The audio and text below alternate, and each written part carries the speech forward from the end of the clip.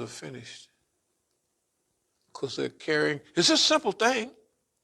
They're carrying everything on carts. And then they had rubber tubes around their neck. What was they doing? Siphoning gas out of the other tanks. They didn't have no, they was wrapped up. He said they wrapped up. So back up, let's go. So he felt like he had been around before. But the Quran is telling us, don't panic on that. Or the hadith, the people, the writers are saying, that it's like they was amongst the people of the days of old. So they saw what made them happy, what made them win, and what brought them down. And it may not have been one group of the people of days of old. He might have seen this reality repeated over and over again till it's a pattern of life. Then they mix that with their pattern. And it's not like forecasting the future. It's just these things happen. They happen. And it's like, the people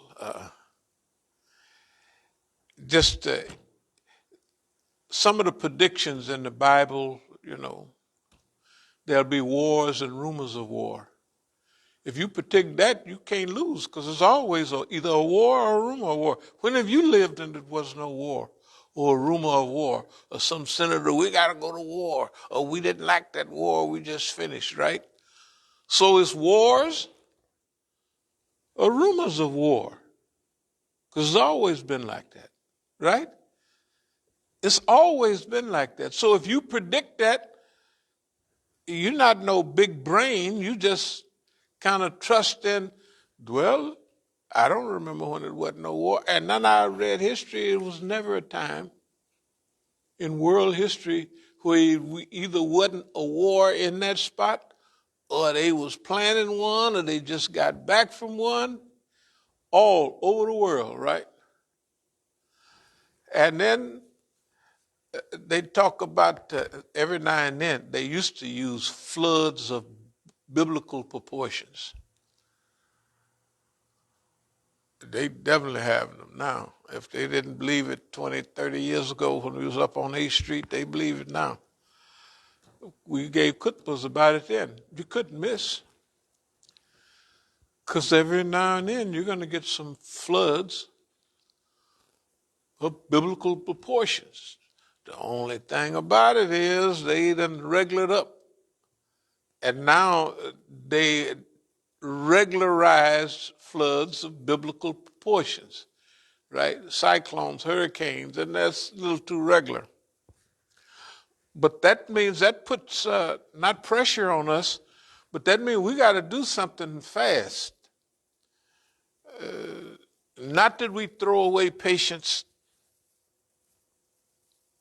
and historical harmony, but if you got wives, children, and they can't take care of themselves, especially at certain ages.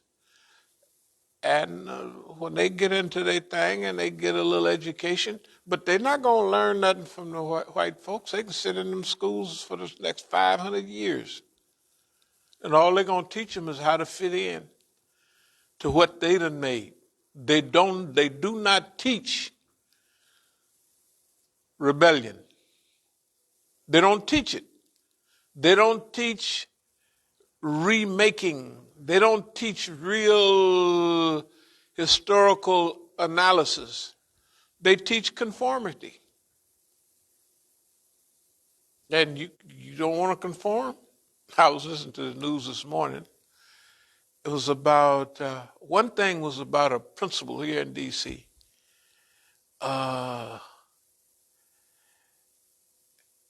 He was doing something that was good for the young people. And they brought him before the school board. This wasn't a long time ago. This was recent. And just because it was helping the young people, it didn't make no difference. They didn't want him to do it. And he stood up to them. Another lady I was listening to about, I think it was a Little Rock 9, down in Little Rock in 57. The Central High School, they all, okay. One of the ladies moved up here, she got married, and I guess she worked for the government. She had a few kids and they got divorced. So she was working 3 jobs or something here in D.C. And I guess she was talking about the 90s because she wanted to get something done with the schools. And she got around and all of a sudden she's the go-to person. And all of her kids got a reasonable education. When they was all kind of messing up a little, you know what I mean? And pretty soon they valedictorians, whatever. Now for them, that's big time stuff, you know. And I know my kids told me, Dad, with computers, we and all this stuff, the modern stuff, we're better informed than any generation. I said, yeah, all this is crazier than any generation because they give you more information, but the bunk information, they give it the way they give it to you, the way they serve it to you. Look at your generation. They're sitting up with their finger in their behind. With all this stuff going on. I said, y'all all know climate. Y'all want to, and you learn here to get busy. But you're intellectualizing. You know, you just, I mean, I'm not telling them they're still young, so maybe it'll come to them soon, but I tell them you ain't got a whole lot of time. You know, like this is one of those periods in history where every generation have the big judgment period, a big period. And I said, this is ours. This is us. This is us. And it's everything that means something. It's not only weather changing, the climate is changing. You know, the weather is like something that happens every day. You know what I mean? But climate change means that old pattern of weather, regular weather, which they daily, climate change come and it changed the desert to a lake. You know what I mean? Or it changed a lake area to a desert. It changed a cold area to a hot area. Climate change is when it's 116 degrees in British Columbia, Canada. Last year? When it's 98 degrees in Greenland, okay? When Europe, France, out of 108 people died because the heat wave, they didn't build air conditioners in France. The buildings don't have air conditioning because they don't need it. The hottest place in France would be down in where they raised the grapes at, you know, Champagne and all of them, right? The climate has changed. The climate is changing. And the poor little girl from over there that has Asperger's, she say, maybe everybody needs Asperger's because Asperger's make you want to, you didn't cross that T for me or you, I don't, who cares? Everybody knows the T. It don't need to be crossed. But if you got Asperger's, that T got to be crossed and everything has to be, you know, like almost perfect. So she probably run her parents crazy. I'm sure they do. They don't say this girl is running me crazy, but that's probably what's happening. But a person like that is saying this weather is not good. Then they run her around for a couple of years. She getting grown now. They let her speak before the UN and all that. She said, I ain't gonna do that no more. These people making fun of me. I come here and talk about, give them all this stuff, and they let, oh yeah, then they go laughing outside, you know. So, and I will provide for him, for them, from sources they never could imagine. That means Allah gonna hook us up, okay? So I just want to talk a little bit about our process.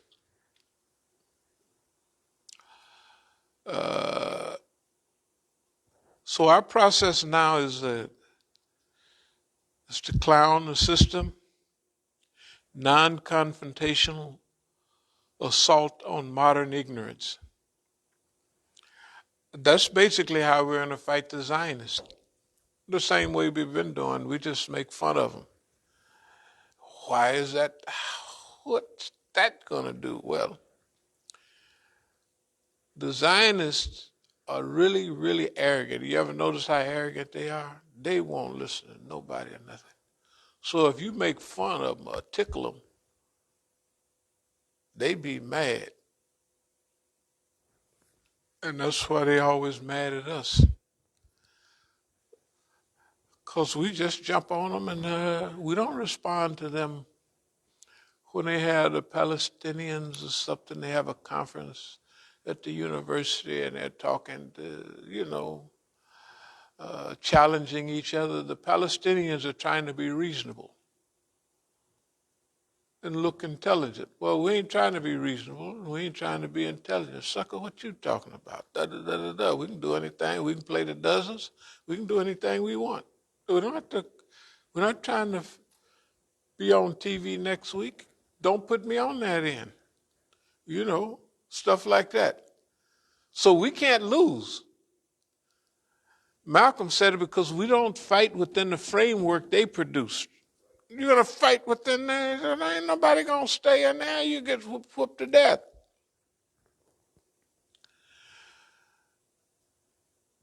So we'll clown them, clown their positions. Then this thing about creative avoidance, non-confrontational Islam. That's what everybody's doing, non-confrontational Islam. Oh, well, we're going to put ourselves in a position like, I'll talk about it a little later, but we'll go around, we'll go places, we're going to go everywhere. We're going to go, they got the Negroes over there talking about you're not on the Salif. Well, we're going to go over there and pray and pass out flyers and do all this stuff. We're going to go everywhere, Yeah. We didn't have plenty of rest. We don't have to sit around here. So we'll make flyers, maybe 2 or 3 various flyers for programs, and we'll go and we'll be around people. If they want to tell us something, we'll be right there. Right? If they got something to say about us, we'll be right there on the scene. And then you can tell who's been talking because everybody going to look at Musa, man. And they're going to look at the Negroes that's been talking all that trash. They not on the Salif. They not on, you know what I mean, and all that. Yeah. Well, we may not be on the Salif. We're on the Sunnah. We following the Quran. Which part of the Quran you following? Which part of the Hadith you following? Will they say if somebody act a fool, don't do this, don't do that, 73 different, da-da-da-da-da, and they all going to hell but one. You know what I mean? That's us. So what makes that you? How did you get into that? That's one Hadith. and you come in here with your pants way down, dragging the ground. So what about Abu Bakr? How did he wear his pants? He asked the Prophet sallallahu alaihi wasallam, but I wear mine like that too. He said, but you don't do it out of arrogance. So I don't have to wear the niggas, you ought to see them. The Negro's going to be extra. The Negroes, you can see they thigh, they calf now. For the last 10 years, they've been wearing, you don't have to worry. I remember Imam Jamil, they used to call the Negro Junebug. They said, Junebug, if red is the color, Junebug gonna be striking pink. You know, so if you're supposed to wear your pants 2 inches above your ankles, he gonna be way up, doggone to the knee, just so he